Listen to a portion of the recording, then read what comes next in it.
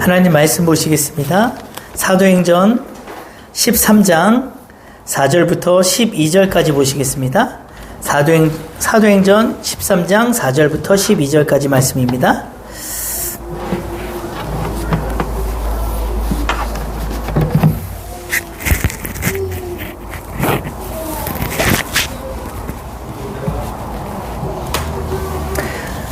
자, 우리 한 절씩 교도하도록 하겠습니다. 두 사람이 성령의 보내심을 받아 실루기아에 내려가 거기서 배 타고 구브로에 가서 살라미에 이르러 하나님의 말씀을 유대인의 여러 회당에서 전할세 요한을 수행원으로 두었더라.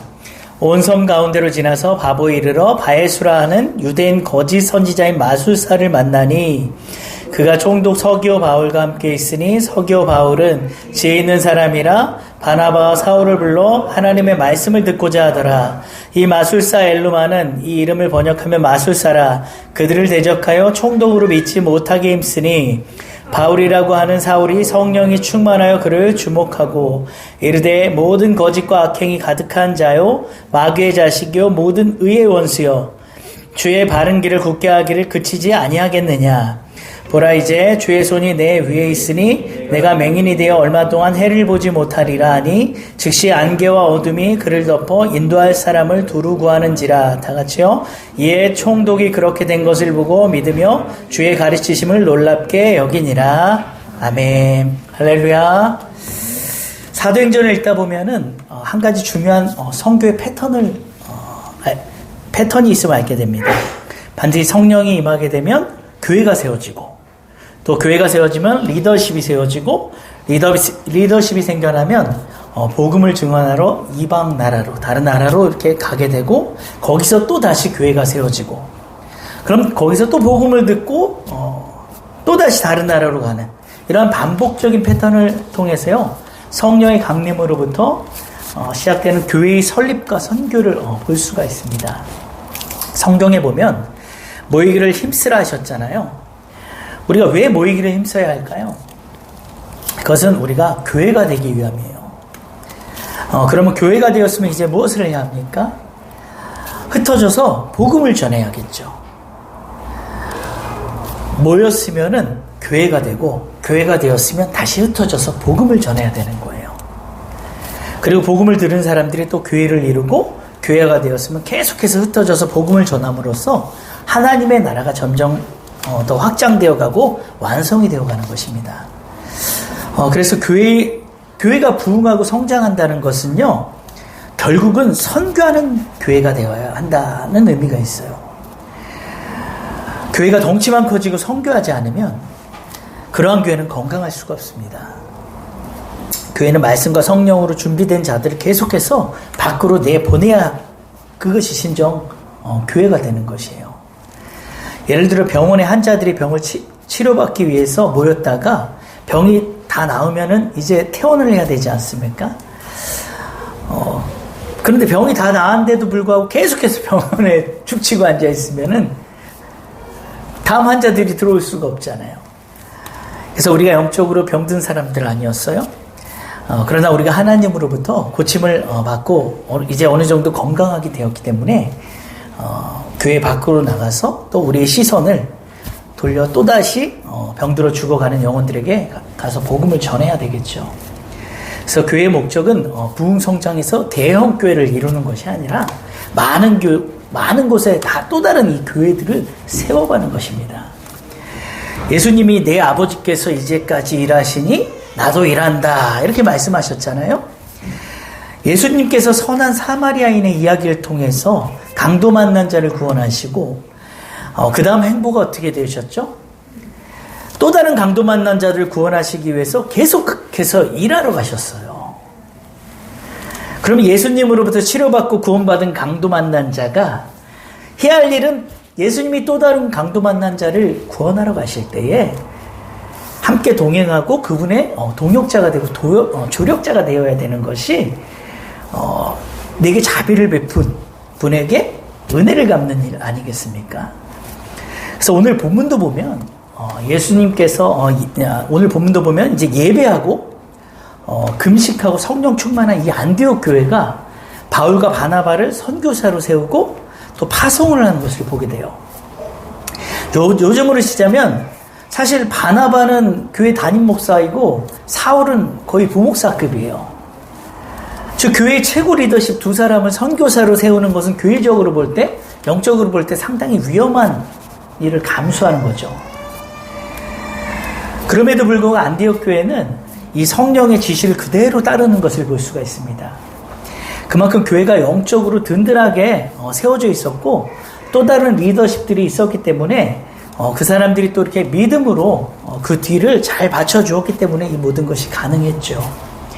4절을 보면 두 사람이 성령의 보내심을 받습니다. 사도행전을 성령행전이라고 하는 이유는 선교 역시 교회가 사람을 세우고 선교사를 파송하는 것 같지만 그것을 주도하시고 인도하시는 분이 성령이시기 때문이에요.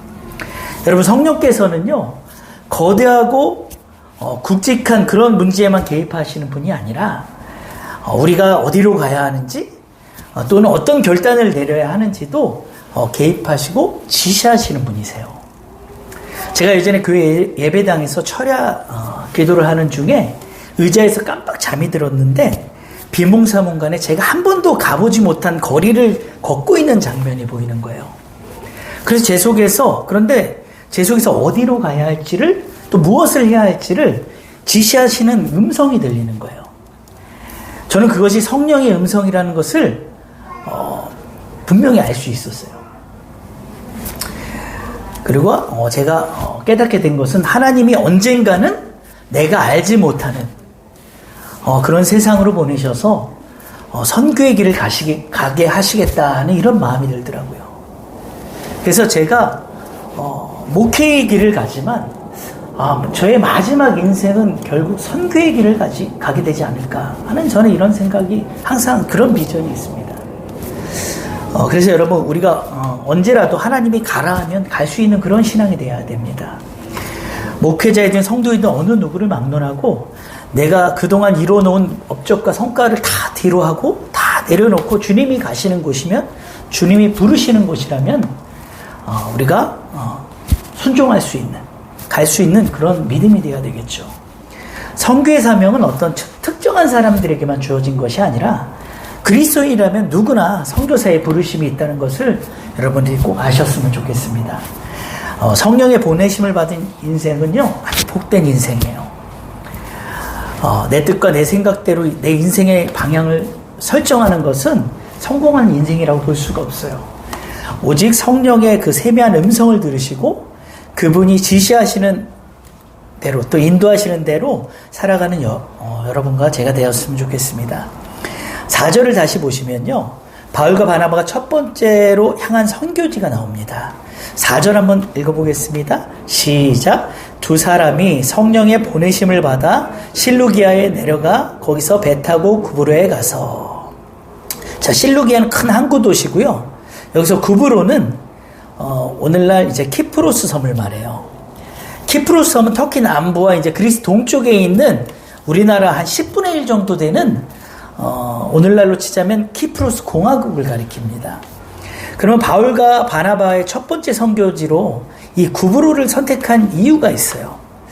자, 한 3가지 정도로 짐작해 볼 수가 있는데요. 첫 번째는 전혀 모르는 생소한 지역보다 잘 아는 지역을 전도하는 것이 더 효율적이라고 생각했기 때문이에요. 첫 선교지이니만큼 아마 더 그랬겠죠, 이들 마음에. 이 구브로가 어디냐면 이 바나바의 고향이에요. 그리고 안디옥 교회에는 구브로 출신의 성도들이 또 상당히 많이 있었어요. 그렇기 때문에 바울과 바나바가 이 구브로 지역을 선택한 이유가 분명히 잘 아는 지역이었기 때문에 그런 전략을 세운 거겠죠. 자, 그리고 나중에 이제 바울과 바나바가 마가의 동행 문제로 인해서 이제 다투잖아요. 그리고 서로 2차 전도 여행 때부터 갈라져요.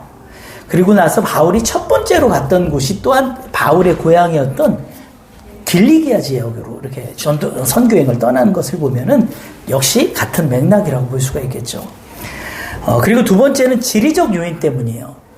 구브로는 지중해 동부에 있는 해상교통의 아주 요충지였어요.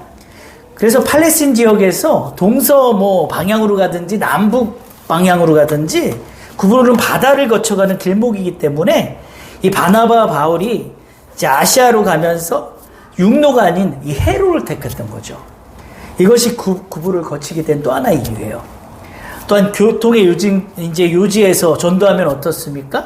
아무래도 복음이 좀 더 쉽게 퍼져나갈 수 있을 것이라 예상을 했겠죠. 자, 그리고 세 번째 이유는 유대인과의 이 연관성 때문이에요. 구브로는 이 상당한 유대인들이 살고 있었고요. 그곳에는 또 회당 또한 많이 있었어요. 유대인들의 회당. 유대인을 상대하는 것이요, 복음의 문을 여는데 아마 유리하다고 생각을 했을 거예요. 그래서 우리가 전도나 이제 선교를 계획할 때 참고할 만한 원리가 있겠죠.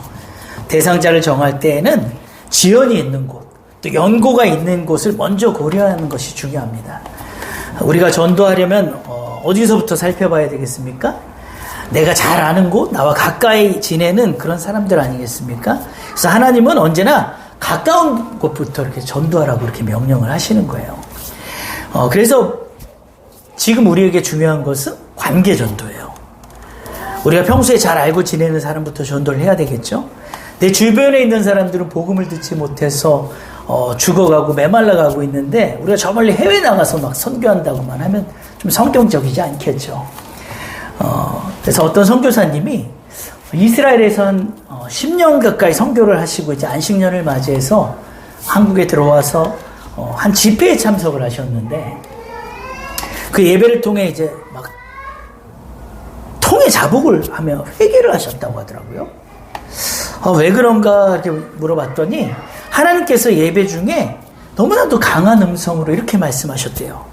내 선교에 심각한 문제점이 하나 있다.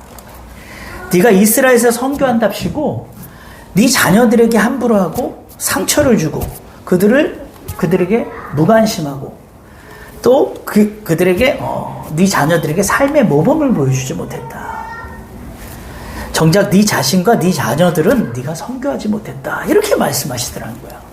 너무 충격을 받으셨다고 이렇게 고백을 하시더라고요.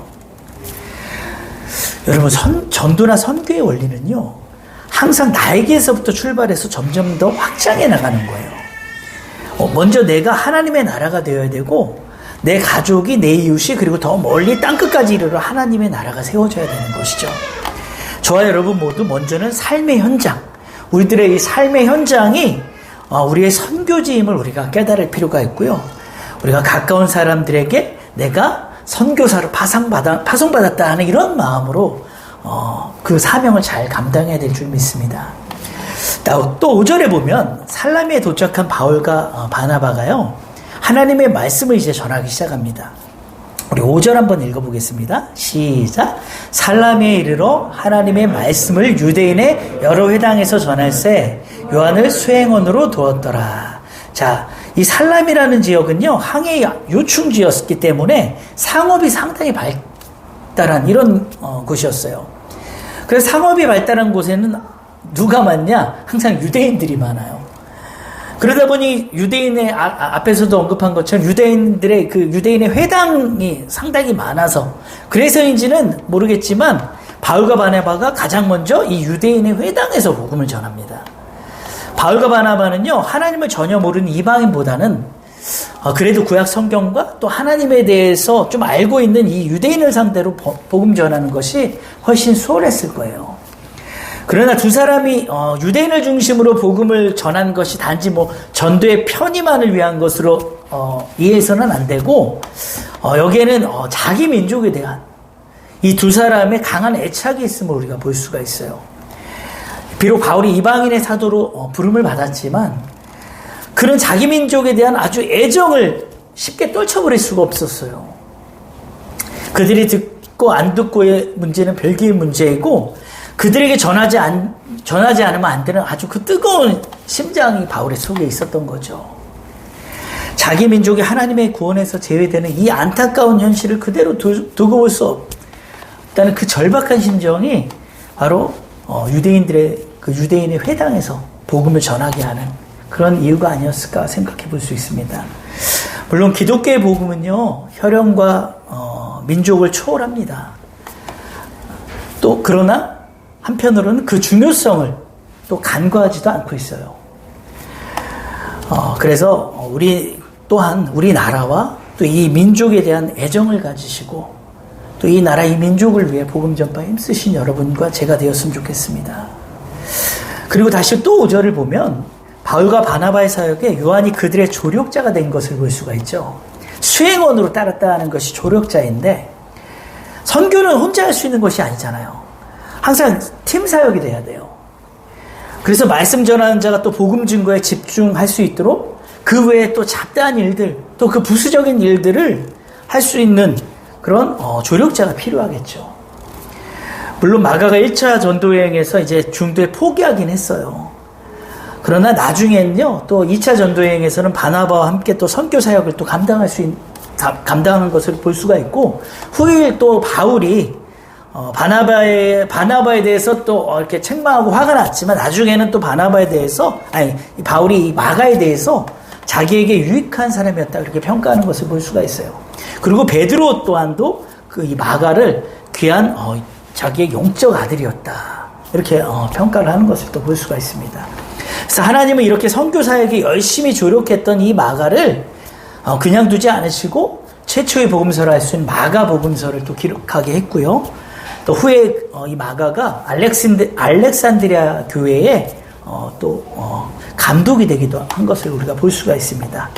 이처럼 여러분과 저도 하나님의 선교의 조력자로서 역할을 잘 감당할 때에 하나님께서 또 그에 대한 충분한 보상을 해주시지 않을까 이런 또 생각을 해보게 됩니다. 자, 6절을 보면요, 바나바와 사울이 살라미에서 이동해서 이제 바보라는 지역, 이름이 참 바보, 발음하기가 그렇죠. 영어로 파포스라는 지역인데 이 바보라는 지역에 이르러서 이제 바예수라는 유대인 거짓 선지자를 만납니다.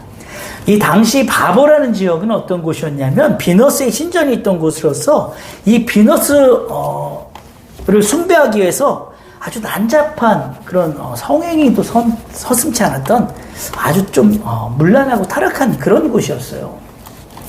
그런데 이것은 비단 뭐 바보만의 현실은 아니겠죠. 악한 영에 매여있는 이 땅 모두의 현실이 아닌가 생각이 됩니다. 여러분, 세계 어딜 가봐도요, 이 악한 영에 매여있지 않은 곳이 없어요. 그래서 선교는 엄청난 영적 전쟁을 각오를 해야 하는 것이죠. 우리가 한 영혼 전도하려고만 해도 얼마나 영적인 그 방해, 영적 전쟁이 심합니까? 여러분, 세상이 평화스럽고 아주 자유스럽게 보인다 할지라도요, 사실은 악한 사탄과 마귀에 얽매여 있다는 사실을 여러분 아셨으면 좋겠어요. 그래서 우리가 복음을 증거한다는 것은 단순히 뭐 기독교 개종자 한 사람, 교인 한 사람을 더 얻는 것이 그런 차원이 아니에요. 사탄에 매여 있는 이 하나님의 백성들을 풀어서 자유하게 하는 아주 엄청나게 중요한 소중한 일이라고 볼 수가 있습니다. 두 사람이 이 바보라는 곳에 이르는데요. 또 이 바나바와 바울 역시도 영적 전쟁을 피할 수가 없어서요. 그곳에 이 바보라는 지역이 이제 섬의 서쪽에 있는 도시로서 총독의 관저가 있었고 여기에 그리고 총독 서기오 바울이라는 사람에게 전도를 하게 돼요. 자, 그런데 그 전에 누구를 만나냐 하면 바예수라는 이 유대인 거짓 선지자를 만납니다. 그 사람을 또 뭐라고 말합니까? 마술사라고도 하는데 개역 성경에 보면은 마술사라고 번역하지 않고 박수라고 번역을 해요. 박수무당. 자, 그리고 이 사람이 이제 엘루마라 이렇게 칭하죠. 바예수라는 말이요, 구원의 아들이라는 뜻이에요. 구원의 아들. 그런데 그 구원의 아들이라는 이름을 가진 사람이 지금 박수무당 짓을 하고 있는 거예요. 자, 당시에 이 유력한 관리나 정치인들에게는 꼭 이러한 심령술사 같은 무당들이 한 명씩 붙어 있어서 그 뒤를 봐주는 그런 일들을 많이 했어요. 사실 뭐 오늘날 우리나라도 마찬가지예요. 정치인이나 기업의 대표들 이런 사람들 뒤에는요 항상 유명한 무당들이 연결이 되어 있어요. 뭐 얼마 전에 뭐 우리나라 대통령도 뭐 그런 일들이 있었는데 그에 대해 제가 뭐 언급하긴 그렇지만 아무튼 이런 일들이 참 비일비재하고 그들의 복채가 아주 수천만 원에 달하는데도 불구하고 한 치 앞도 내다볼 수 없는 이 시대의 이 무당들의 이 조언과 또 도움을 받는 일은요, 어제 오늘 이야기가 아니에요.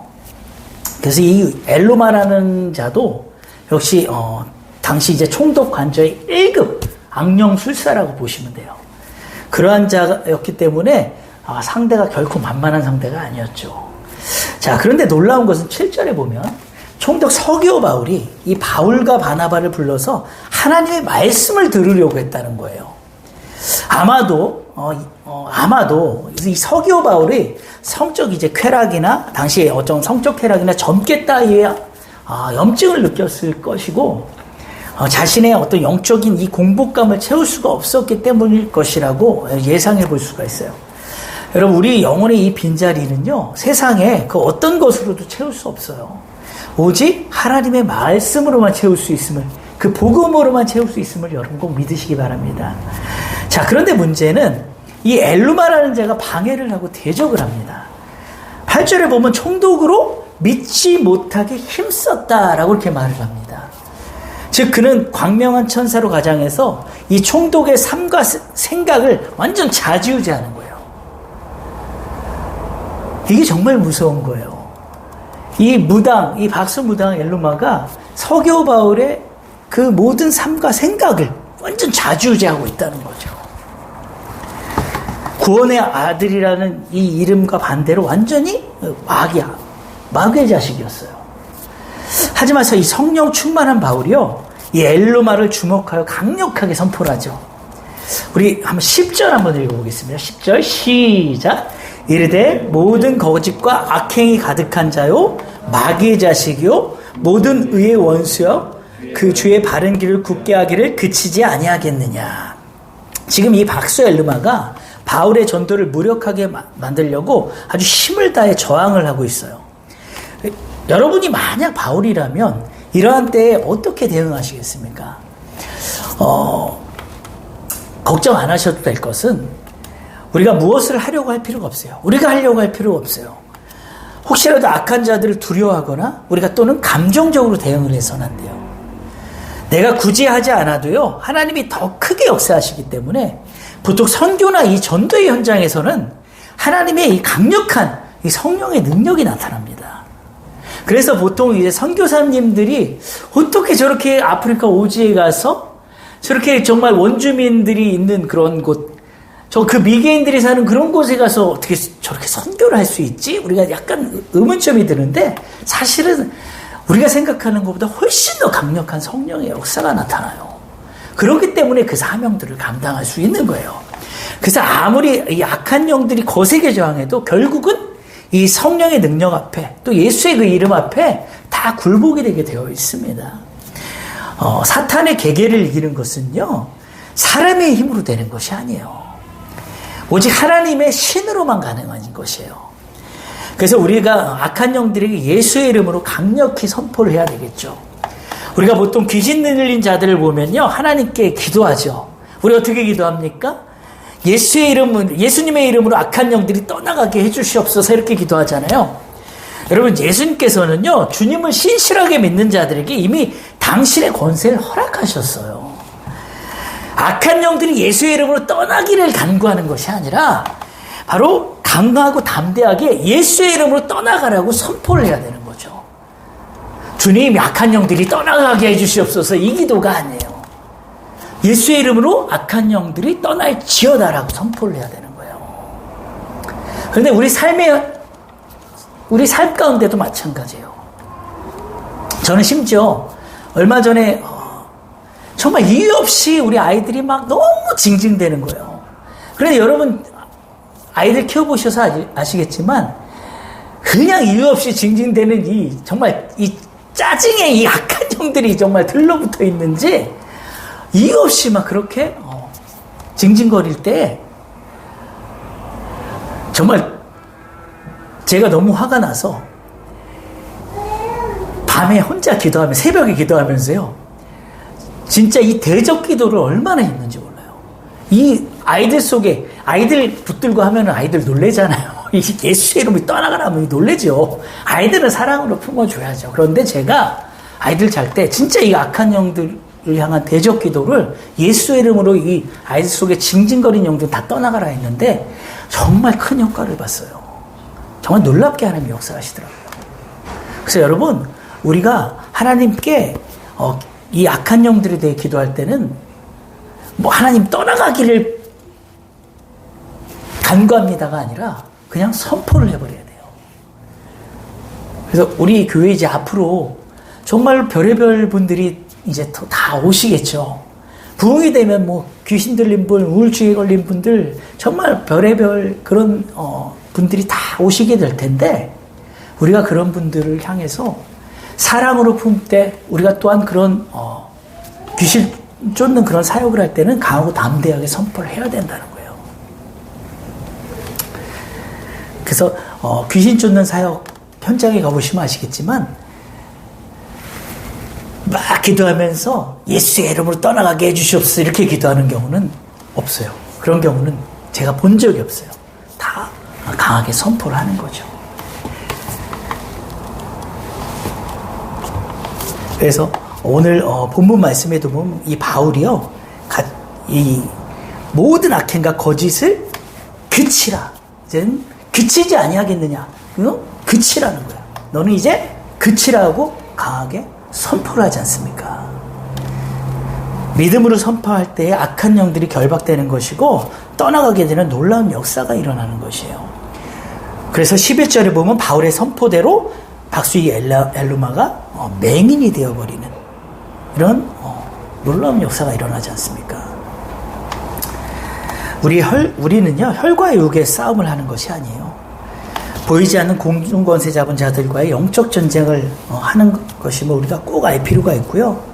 사람 속에서 장난하고 이 사람을 아주 장악하고 있는 이 악한 영들에게 우리 주님의 교회 성도님들 과감히 믿음의 선포를 하시길 축복합니다. 그리고 12절은요, 총독이 이제 되어진 일들을 보고 믿으면서 주의 가르치심을 놀랍게 여겼다고 말합니다. 드디어 이제 사역의 열매가 나타나는 거죠. 여러분 지금 키프로스 공화국에는요 한 200만 명 인구가 살고 있는데요, 그 중에 한 80%가 기독교인이에요.